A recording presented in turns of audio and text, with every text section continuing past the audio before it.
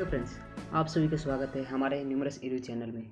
आज हम Bihar board class 10वीं की फिजिक्स चैप्टर 1 प्रकाश का प्रवर्तन के 20 इंपॉर्टेंट ऑब्जेक्टिव क्वेश्चन करने जा रहे हैं जो 2022 बोर्ड के बेस से बनाए गए हैं। तो चलिए अपने फर्स्ट क्वेश्चन से शुरुआत करते हैं। क्वेश्चन 1 है, अवतल दर्पण के अक्ष पर किस स्थान पर किसी वस्तु को रखने पर बराबर एवं उल्टा प्रतिबिंब बनता है। चलिए इसका राइट आंसर जानते हैं।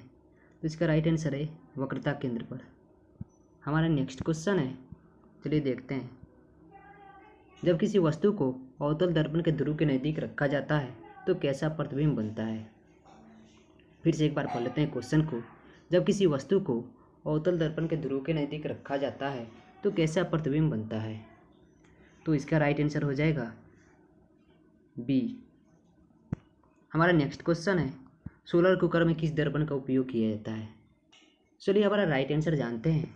तो इसका राइट आंसर हो जाएगा अवतल दर्पण।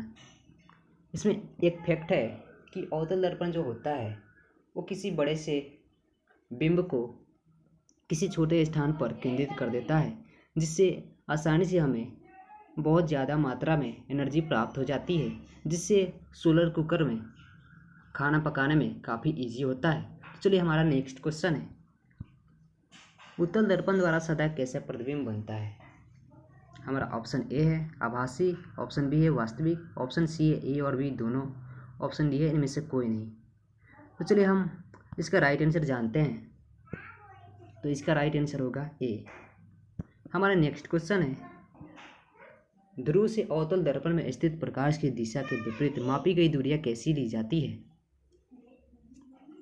एक बार क्वेश्चन को और पढ़ते हैं। ध्रुव से अवतल दर्पण में स्थित प्रकाश की दिशा के विपरीत मापी गई दूरियां कैसी ली जाती है, चिन्ह परिपाटी का उपयोग करते हुए बताइए।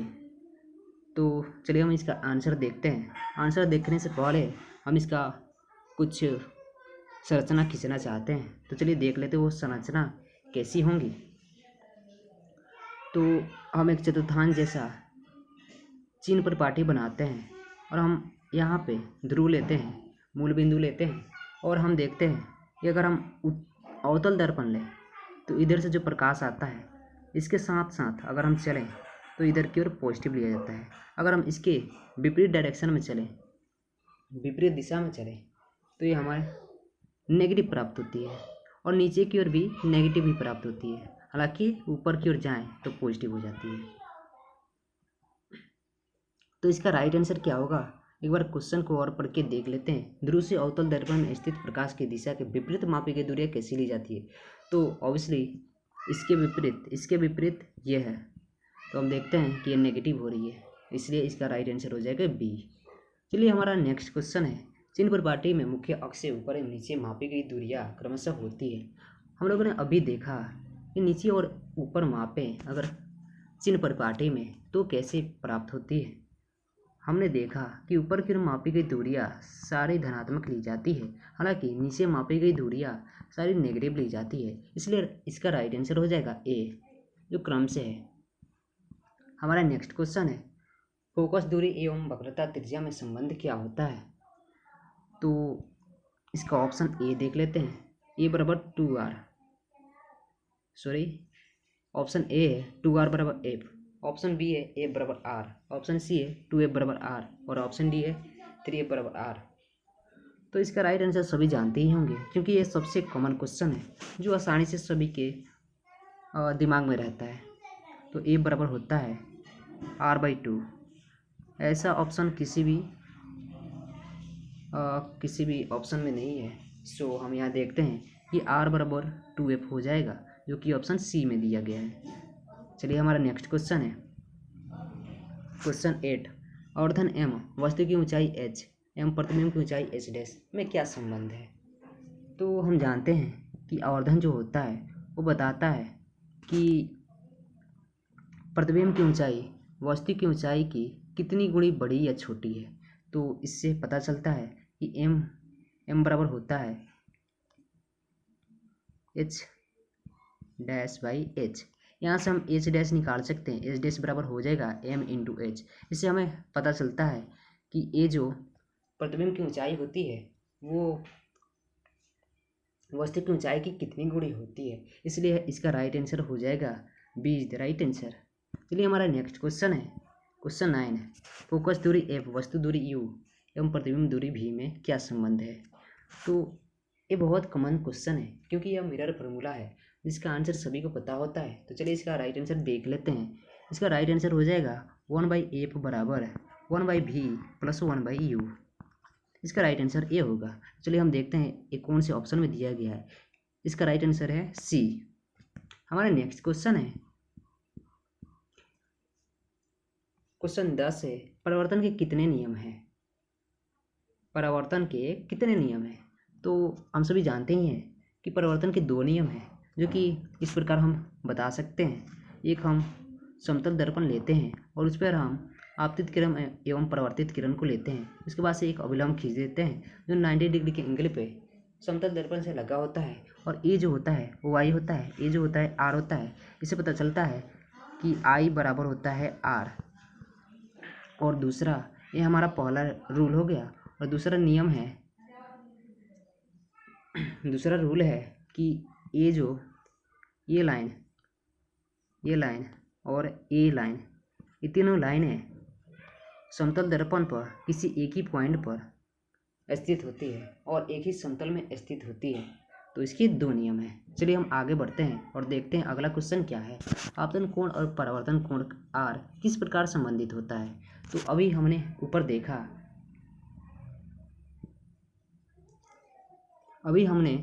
देखा कि एंगल आई बराबर होता है एंगल आर के, इसलिए इसका राइट आंसर हो जाएगा ई मीन्स ए।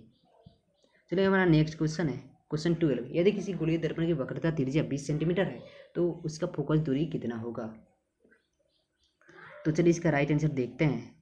चूँकि ए बराबर होता है r/2 और यहाँ पे r जो दिया है वो वक्रता त्रिज्या के फॉर्म में होता है, इसलिए r बराबर हो जाएगा 20 सेंटीमीटर और नीचे 2 है इसलिए 10 टाइम में कटा सकते हैं और इसका राइट आंसर हो जाएगा ए।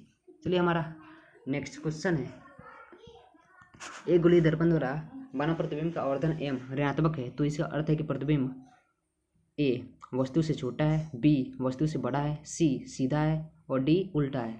तो इसका राइट आंसर हम देख सकते हैं, लेकिन उसके पहले हम कुछ एक्सप्लेन करना चाहते हैं कि ए जो एम होता है अभी हम लोगों ने ऊपर देखा एक h'/h होता है जो कि बताता है कि प्रतिबिंब की ऊंचाई वस्तु की ऊंचाई की कितनी गुणी बड़ी या छोटी है।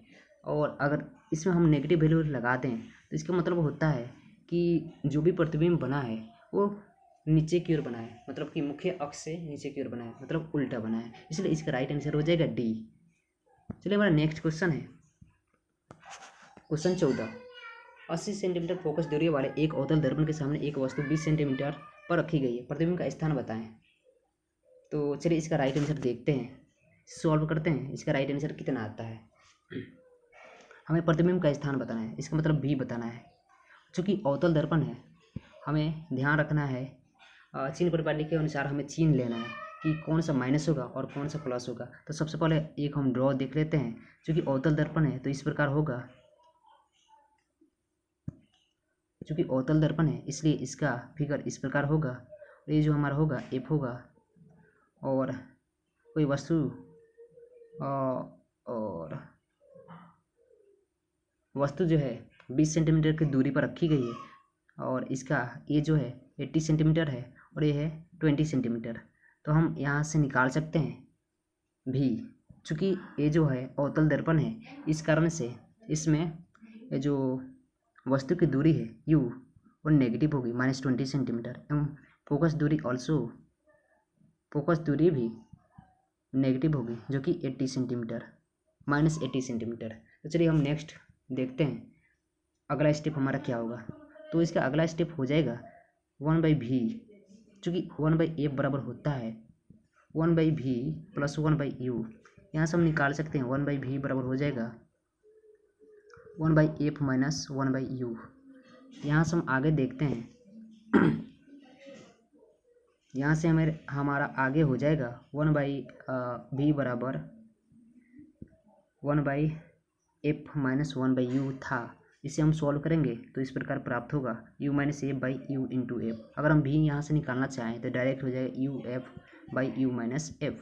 इससे हम आसानी से निकाल सकते हैं v बराबर कितना हो जाएगा। तो चलिए देखते हैं हमारा v बराबर कितना आता है। तो v बराबर हो जाएगा u into F by you minus F.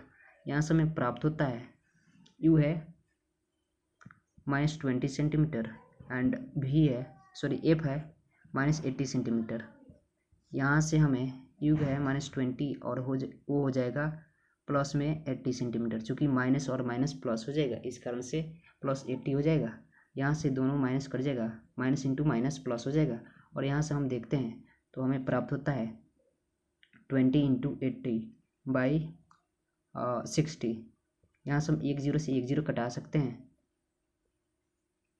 और यहाँ से 3 टाइम में कट जाएगा। यहाँ से हम डिवाइड करेंगे इससे तो 36.3 के आसपास आ जाएगा। इस कारण से हमारा आंसर होगा राइट ए। चलिए हम नेक्स्ट क्वेश्चन देखते हैं। हमारा नेक्स्ट क्वेश्चन क्या है, एक अवतल दर्पण की फोकस दूरी 15 सेंटीमीटर है। इससे 25 सेंटीमीटर की दूरी पर 4 सेंटीमीटर ऊंची एक वस्तु रखी गई है। दर्पण से कितनी दूरी पर इसका प्रतिबिंब बनेगा। तो चलिए हम इसका राइट आंसर जानते हैं।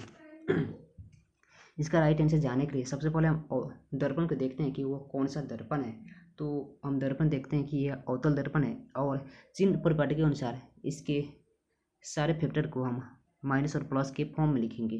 तो ए बराबर हो जाएगा हमारा अवतल दर्पण के अनुसार ए बराबर हो जाएगा -15 सेंटीमीटर और ये जो वस्तु की दूरी होगी यू वो भी होगी -25 सेंटीमीटर।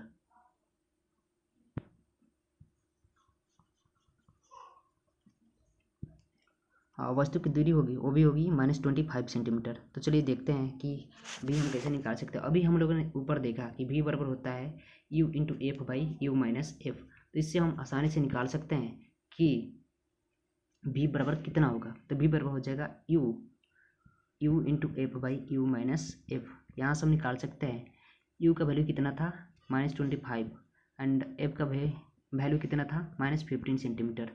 नीचे हो जाएगा -25 और ए माइनस और माइनस हो जाएगा +15। यहाँ से हमें प्राप्त होता है माइनस और माइनस कैंसिल हो जाएगा। यहाँ से 25 इंटू 15 बट्टा में हो जाएगा -10 सेंटीमीटर। यहाँ से हमें मिल जाएगा यहाँ से हम यहाँ पे 0 लगा सकते हैं और इसे काट सकते हैं। यहाँ पे माइनस हो जाएगा, ये हो जाएगा 25 इंटू 15। 25 इंटू 15 कितना होता है, ये हो जाएगा -37.5 सेंटीमीटर। इसका राइट आंसर हो जाएगा।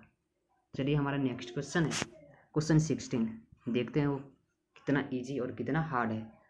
क्वेश्चन 16, मोटर गाड़ियों में उत्तल दर्पण का उपयोग साइड मिरर के रूप में किया जाता है क्योंकि प्रतिबिंब बनता है। ये तो हम ऑब्वियसली जानते ही हैं कि ये जो साइड मिरर के रूप में गाड़ियों में उत्तल दर्पण का उपयोग किया जाता है, उसका उपयोग इसलिए किया जाता है क्योंकि ये जो उत्तल दर्पण होता है वो बड़े से व्यू को दिखा सकता है आसानी से और सीधा सीधा प्रतिबिंब बनाता है। इस कारण से हम उसका यूज करते हैं। चलिए इसका राइट आंसर हो जाएगा ए। हमारा नेक्स्ट क्वेश्चन है क्वेश्चन 17, समतल दर्पण में वस्तु दूरी u एवं प्रतिबिंब दूरी v में क्या संबंध होता है। अगर हम एक समतल दर्पण को लेते हैं, यहाँ पे ये ऐसा समतल दर्पण हो जाएगा और हम जानते हैं अगर हम किसी वस्तु को समतल दर्पण के एकदम सामने रखें तो इसका जो प्रतिबिंब बनेगा उतना ही पीछे बनेगा जितना ये आगे रखा गया। जैसे कि अगर ये u डिस्टेंस आगे रखा गया है तो v डिस्टेंस पीछे बनेगा।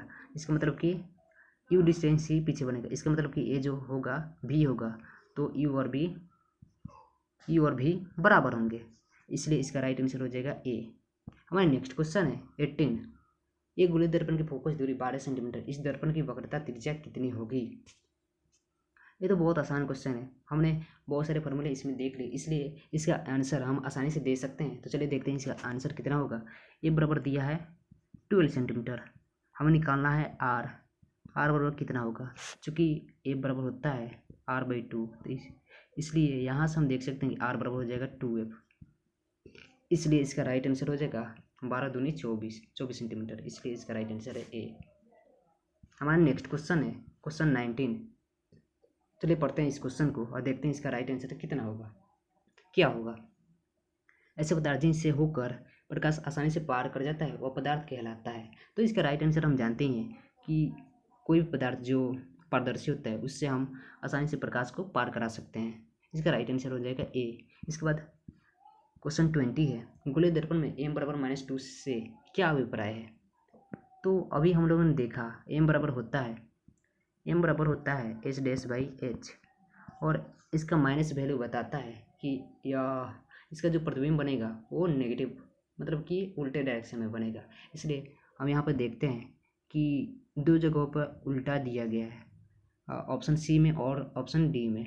तो और ये जो होता है इस डैश जो होता है वो प्रतिबिंब की ऊंचाई होती है, इसलिए इसका राइट आंसर हम देख सकते हैं कि ऑप्शन सी ही होगा। आसानी से हम यहाँ बता सकते हैं।